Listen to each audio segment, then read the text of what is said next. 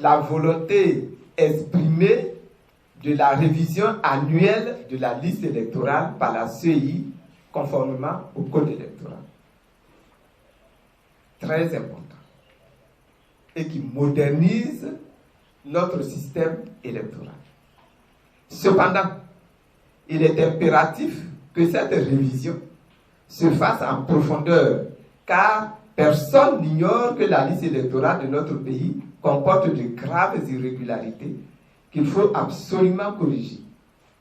Elle a même besoin d'être auditée. Deuxièmement, nous adhérons à la volonté exprimée de réexamen du mécanisme de financement des candidats et du remboursement des frais de campagne à l'élection présidentielle. Souhaitons toutefois que les mécanismes consensuels qui seront adoptés s'appliquent sans discrimination à tous. En revanche, nous proposons la création de 2 organes. Une nouvelle CEI qui serait constituée de personnalités neutres, c'est-à-dire de personnalités non partisanes.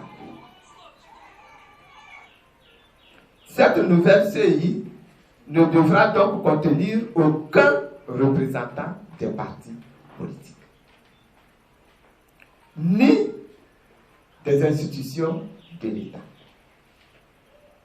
Les acteurs de cette CEI auront un statut particulier avec des salaires et des moyens conséquents. Toutes choses qui garantiront leur indépendance vis-à-vis des partis et des autorités politiques et administratives.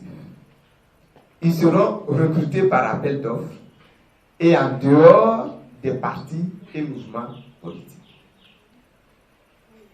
Nous proposons la création d'un 2e organe que nous appelons l'Observatoire des élections. Et cet Observatoire des élections sera chargé de l'observation des élections.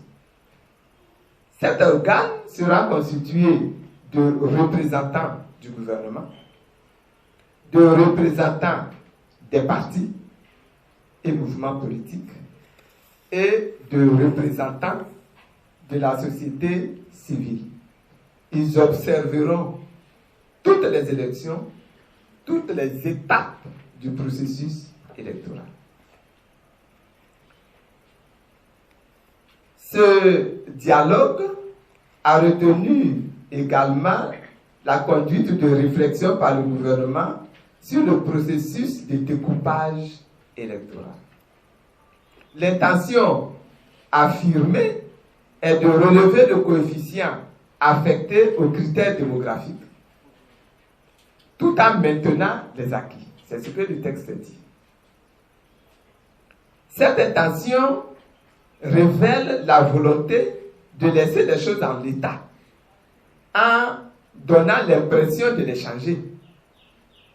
Car ce sont justement les acquis actuels qui sont en question, qui nécessitent que l'on revoie le découpage électoral.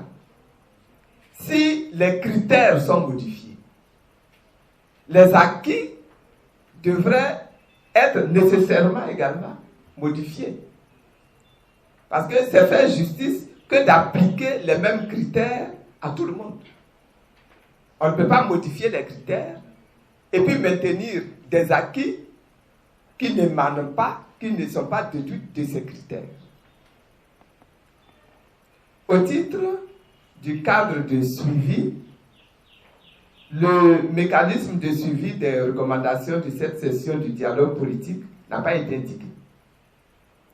Le rapport s'est contenté de mentionner la décision de la mise en place d'un cadre de suivi des recommandations sous l'autorité unilatérale du ministre de l'Intérieur et de la Sécurité.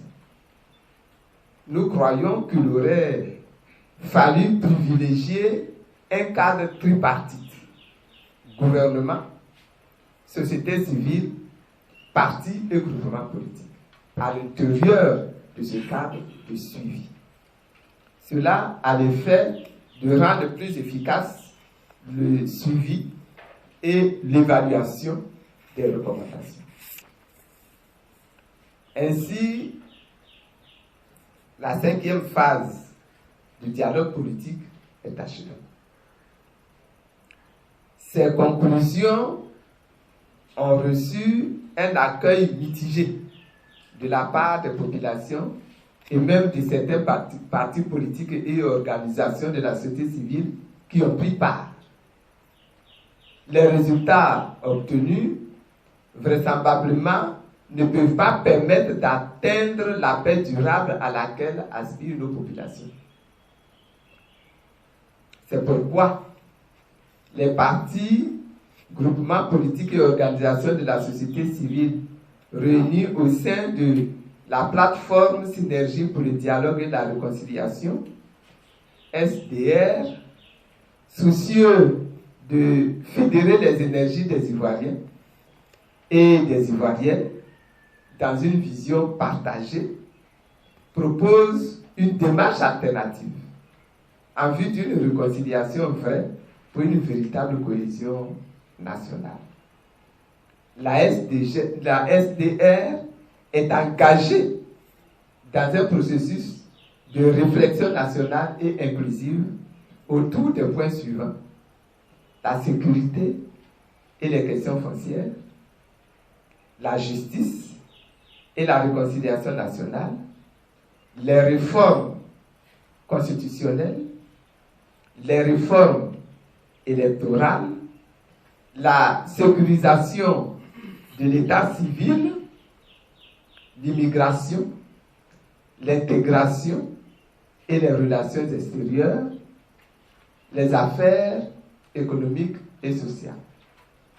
Sur ces questions essentielles de la vie de la nation, la plateforme Synergie pour le dialogue et la réconciliation en appelle à l'attention et à l'intelligence de toutes les franges socio-économiques et politiques dans une communion fraternelle et décisive. Elle se propose d'aller écouter le peuple tout entier à travers tout le pays ainsi que toutes les forces vives. La plateforme interrogera le génie de chacun et proposera à la nation le fruit des réflexions collectives.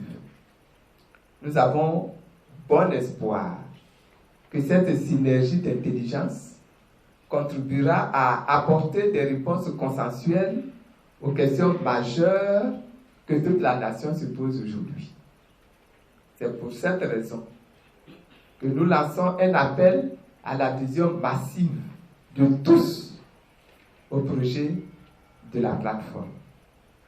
Ensemble, nous relèverons tous les défis.